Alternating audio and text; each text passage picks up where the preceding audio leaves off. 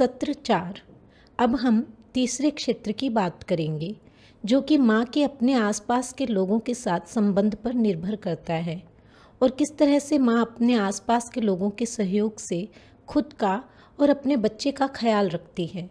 सत्र 4 गर्भावस्था के 8 महीने पर केंद्रित है। साची, कैसी हो अब आप? ठीक हूँ दीदी। अच्छा लग रहा है? हाँ दीदी, ठीक ही हूँ मैं बस। ये तो याद होगा कि पिछली बार जब हम मिले थे तो हमने क्या बातें की थी? जी दीदी, पता है, मुझे याद है। हाँ, हमने डाइट चार्ट के बारे में बातें की थी जी और मूड रेटिंग स्केल के बारे में बात जी की थी दीदी।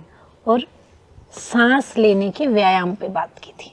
हाँ दीदी, बात की थी। तो अब क्या आप ये चार्ट का इस्तेमाल करके ये सब व्यायाम कर रही हैं या अभ्यास कर रही हैं?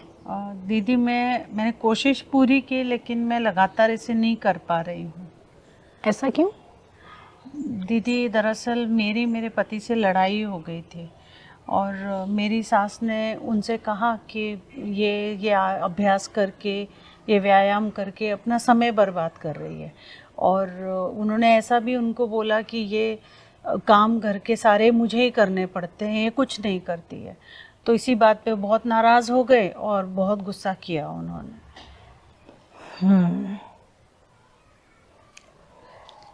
कोई नहीं साची, मैं आपके पति से भी और आपकी सासू माँ से भी बात करूँगी। ठीक है दीदी।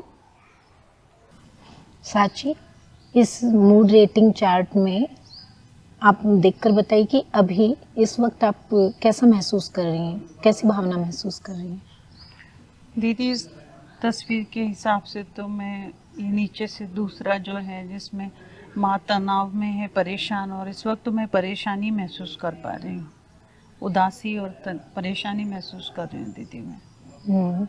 मैं समझ सकती हूँ साची, अभी आपका अपने घर में तालमेल नहीं बैठ पा रहा है जी। और आपका अपने परिवार के साथ जिस तरह का चल रहा है उसकी वजह से आप ऐसा महसूस कर रही हैं। जी। तो आप क्या सोचती हैं साची, क्या मैं आपके घर वालों से बात करूं, आपके पति से, आपकी सासू माँ से? आपको क्या लगता है? हाँ दीदी, उन्होंने इस वक्त, मैं बहुत नाराज़ हूँ उन लोगों से। उन्होंने इस वक्त, इस समय मेरा पूरा साथ देना चाहिए, मेरा ख्याल रखना चाहिए। बजाय उसके वो लोग इस तरह की बातें कर रहे हैं और मुझ पे दबाव बना रहे हैं, काम का दबाव लगातार बना रहे हैं। आप करिए दीदी बात।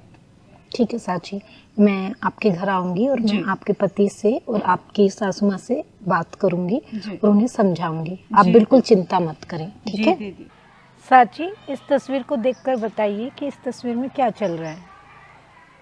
दीदी, इसमें माँ तो तनाव की स्थिति में दिख रही है और कुछ उसके शायद आसपास के लोग हैं, महिलाएं हैं जो कुछ बातें कर रही हैं, तो वही नज़र आ रहा है दीदी इस तस्वीर में।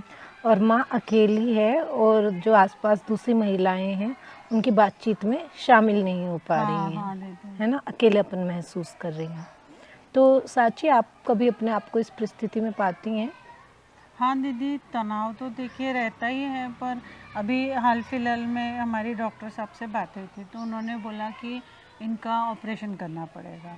अब ऑपरेशन का नाम सुनते घर परिवार वाले तो बिल्कुल खिलाफ हो गए। उन्होंने बोला कि ऑपरेशन से करने की ज़रूरत नहीं है, बिना ऑपरेशन के क्या बच्चे नहीं होते, वैसे ही करो आप, सब वैसे ही होना चाहिए, ये नहीं होना चाहिए।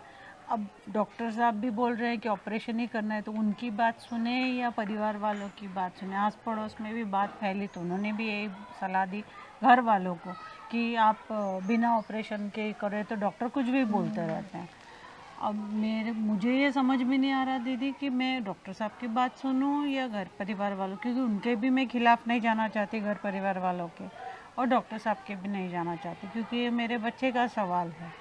ऐसी स्थिति बहुत असमंजस में रहती हूँ दीदी मैं, और रात को फिर सो भी नहीं पाती, क्योंकि मेरे ध्यान में वही चीज़ चलती रहती, कोई है भी नहीं बात करने के लिए, और किसी से मैं बात करने जाऊँ तो फिर वही बात निकल के आती है, फिर वही सलाह देते हैं।